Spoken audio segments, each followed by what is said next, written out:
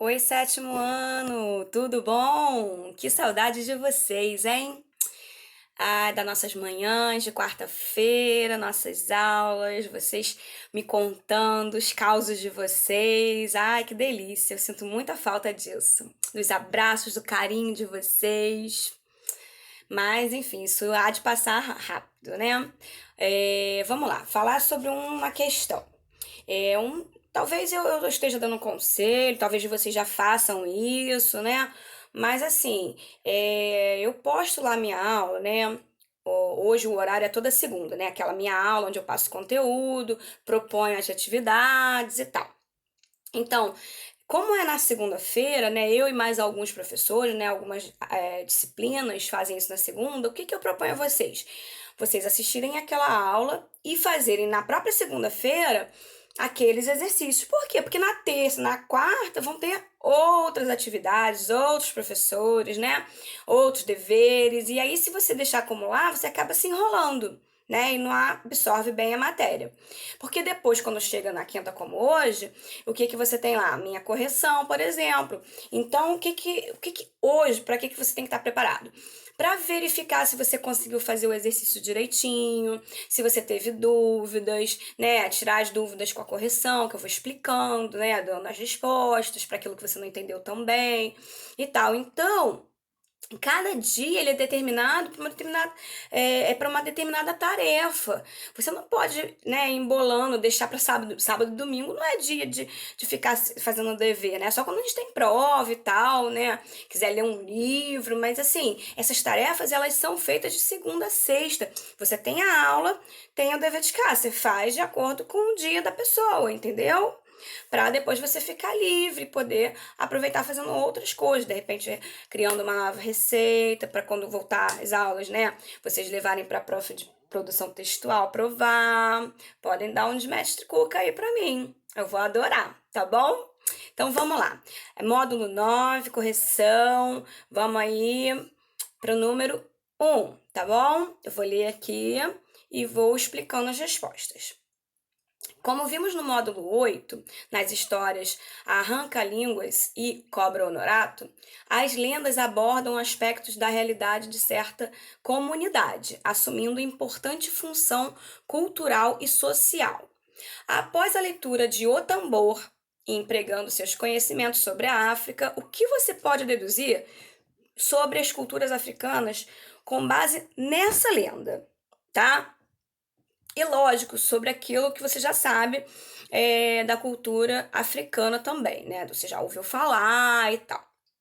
A resposta pode ser, entre outras, a sua pode ter ficado um pouco diferente da minha e tudo bem, não tem problema nenhum, tá bom? Contanto que você queira dizer a mesma coisa, né? Então, pode-se deduzir que o tambor é um instrumento importante na África, pois a lenda fantasia sua origem, o que expõe sua importância cultural para os africanos, no caso. Então, através dessa leitura, você percebe aí essa questão do instrumento, que a gente já sabia que era de origem, pelo menos eu sabia, né, que era de origem africana, tá bom? Número 2. A história da origem do tambor é uma lenda africana. Porém, considerando as noções que você tem sobre a cultura brasileira, explique por que também é possível relacionar essa lenda a ela. Então, é, vamos lá lembrar qual é o gênero musical. Não vou dizer mais forte, né? Eu vou dizer que tem uma época do ano, né?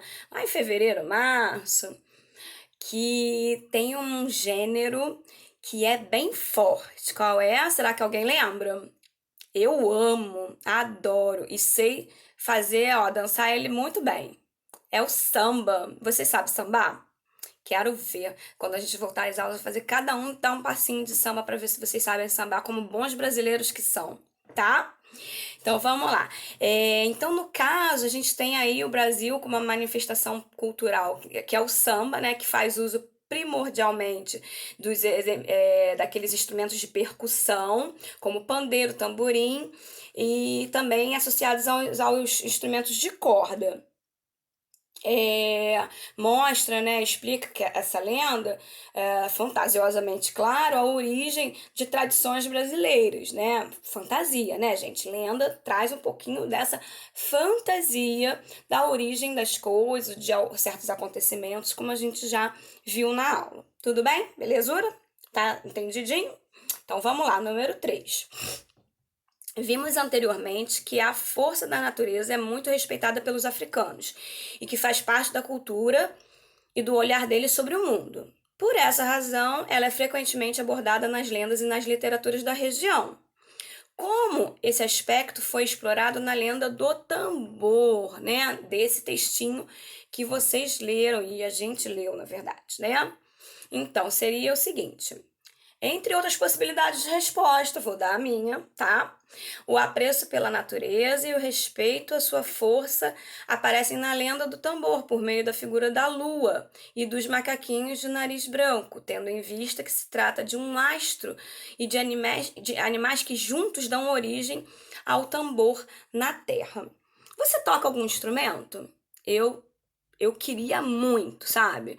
Eu gostaria muito de tocar piano, principalmente, mas eu queria, assim, tocar qualquer instrumento. Eu acho, assim, que é uma coisa, assim, super demais, sabe? Você tocar algum instrumento, ou então saber cantar, né? Porque eu sou uma taquara rachada, não levo o menor jeito. Mas eu acho que é uma arte tão bonita, né? A música e saber tocar um instrumento é muito bacana. Depois vocês me contam aí, botam nos comentários. Eu toco, professora, aí me diz o que você toca, se você é bom mesmo, porque depois, se disser que é bom e não for, eu vou fazer levar o instrumento lá pra sala de aula pra tocar pra gente ver como é que é, tá bom? Vamos lá. Número 4.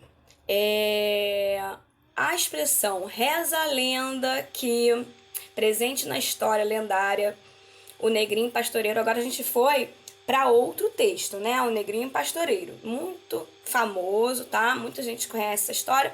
Talvez vocês não, que vocês ainda são muito jovens, mas estão conhecendo agora. Antes tarde do que nunca, né?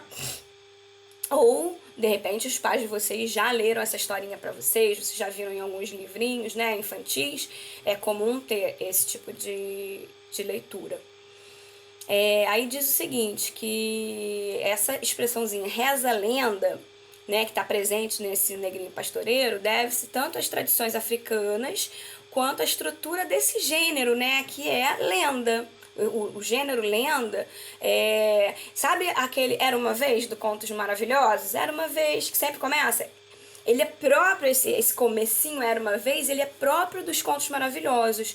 E esse Reza uma Lenda também é muito comum, não que todos tenham, tá, gente? Não é obrigatório ter, mas é muito comum aparecer esse Reza a Lenda aqui. Aí vem as historinhas. Aí, exemplifique essa afirmação, né? Como você vai dar exemplo disso? No caso, a expressão demonstra o caráter oral dessa história, que é passada informalmente por gerações e que essa é uma forte tradição africana que perdura até hoje. Quando a gente diz reza a lenda, porque rezar é uma atitude oral, né? Que a gente faz oralmente. Então, quando eu digo reza a lenda, a gente está dizendo aí, né, reforçando aquela ideia de que lendas são uma cultura que é passada oralmente de geração para geração. É isso, tá bom? Se você falou isso de uma outra forma, tudo bem, tá bom? Número 5. Aprendemos que as lendas misturam aspectos da realidade e da fantasia. Tendo isso em mente, responda ao que se pede. Aí eu tenho ali letra A e letra B. Vamos lá. Que acontecimentos da realidade podem ser percebidos nessa lenda? Bom, a gente tem aí a escravização dos negros na história do Brasil, a humilhação e a agressão a eles, né? E mais tarde a gente tem a libertação dos escravos, tá? Então a gente tem aí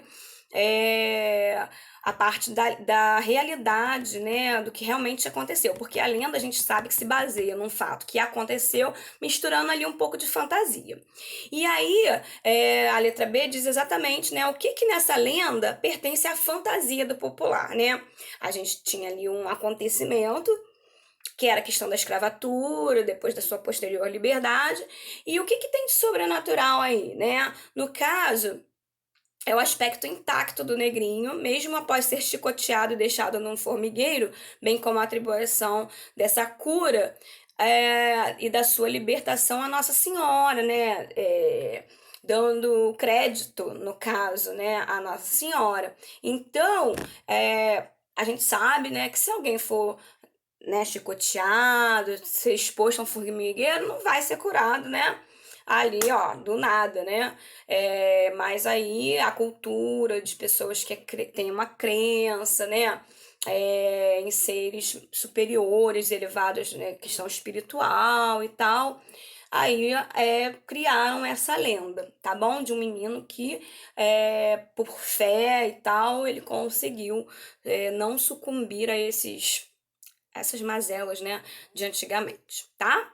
Gente, mazelas são maldades que fizeram com eles, tá bom? Então, no número 6 aqui, a gente tem o seguinte: considerando o personagem central dessa história e os seus conhecimentos sobre a relação histórica entre o Brasil e o continente africano, explique por que essa narrativa é representativa de ambas culturas, tá? Então, a gente tem o Negrinho Pastoreiro, que é o tal, né, a tal personagem aí central, que era escravizado. A escravidão é um episódio que aparece tanto na cultura brasileira quanto na cultura africana. A gente sabe que vieram os escravos africanos e desceram na nossa terrinha aqui e ajudaram, né, no processo de expansão da terra e tal. É, foi trazida e explorada, né? A gente teve também a exploração indígena, que não foi tão forte quanto a exploração dos negros. E é isso. Então a gente tem aí em comum eles vindo, né? Os escravos vindo da África e se estabelecendo aqui na nossa terrinha. E a gente tem uma cultura muito forte, né? Muito enraizada, porque eram muitos, né? Em sua maioria a população era escrava. Tá? Então, por isso que a gente tem uma quantidade muito grande de pessoas negras e descendência, e mescla, né, mistura e tal. E é o que eu costumo dizer, né? Se alguém for muito puro, desconfie, porque é muito difícil de ter pureza aí. E a gente tem que se orgulhar muito dessa nossa descendência, tá? Eu me orgulho muito. Bom, de que forma essa lenda carrega e estimula o sentimento de negritude presente na literatura e nas manifestações culturais afrodescendentes, né? Então, ela tem um caráter otimista, quando aborda a escravidão, quando a gente tem a Nossa Senhora aí, né, nesse caráter libertador. Além disso, o estancieiro pede perdão, mostrando uma mudança de posição que proporciona um sentimento de orgulho da etnia e valorização de sua história de superação, tá? Então a gente tem aí essa negritude, que é o ato de você ter orgulho de ser negro e de ter descendência negra, tá? Na número 8, que é a última questão dessa parte, diz assim: o que há em comum entre essa lenda e os textos de Castro Alves, né? Aquele do Navio Negreiro, aquela poesia que a gente estava lá na página 103. Bom, ambos mostram pra gente um tom sensível e poético, né? A situação dos africanos escravizados e apresentam-se favoráveis à causa abolicionista, né? Da abolição, estimulando a adesão, né? Dos leitores, quem está lendo, estimulando que concorde, né? Com essa guerra, né? Com essa luta contra a escravidão, tá bom?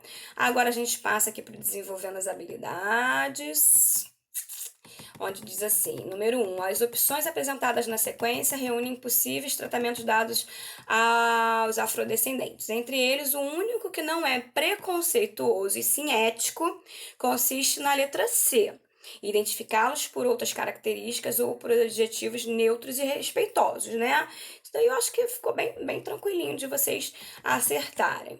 A gente tem aqui uma tirinha, e o objetivo da tirinha aí, no caso, vai ser a letra D, D de Daniele, D de Danizinha, né? De Dani, como eu gosto que vocês me chamem, onde diz o seguinte: promover uma reflexão sobre a naturalização do preconceito com as religiões afro-brasileiras da perspectiva de uma suposta religião oficial, tá bom? Aí vem o texto aqui, minha pretinha, muito fofinho. Só de quando a gente já vê, né, o diminutivo, porque o diminutivo, não sei se o professor de português já explicou isso para vocês, se vocês já viram isso, mas o diminutivo ele tem, ele pode ter mais de um tipo de objetivo de atingir o sentido, né? Eu posso dizer que pretinha no sentido carinhoso, minha pretinha, né? Eu chamo a minha filha de minha pretinha, que ela é bem moreninha mesmo, tá? Ela tem a pele negra. E eu chamo ela de minha pretinha, é super carinhoso, né? Agora, a gente pode ter também o sentido pejorativo, né? O malicioso, que vai denegrir essa imagem, né? De seja o que for, né? O gordinho ali, né? Chamar o gordinho. Aí você viu que o gordinho não foi uma coisa. Até o tom também muda e tal, mas o diminutivo ele tem essa questão de trazer tanto uma coisa carinhosa, que é o caso aqui, quanto uma outra questão que é a de denegrir, né? Menosprezar. Isso não é legal. A número 3 diz o seguinte: o rap em questão defende o empoderamento negro e mostra uma mudança no comportamento da geração atual, por quê? Letra D de Dani de novo. A autora mostra que não se deixa abater pelos padrões estéticos da sociedade e representa a voz de toda a comunidade afrodescendente. E aqui a gente vê na número 4 e última, qual a única afirmação que não podemos fazer sobre a canção diante da referência às bonecas? É a letra B. Crianças brancas devem brincar com Barbie, crianças negras devem brincar com maquena africana. Nada a ver, né? Então é isso, meus amores. Até a próxima.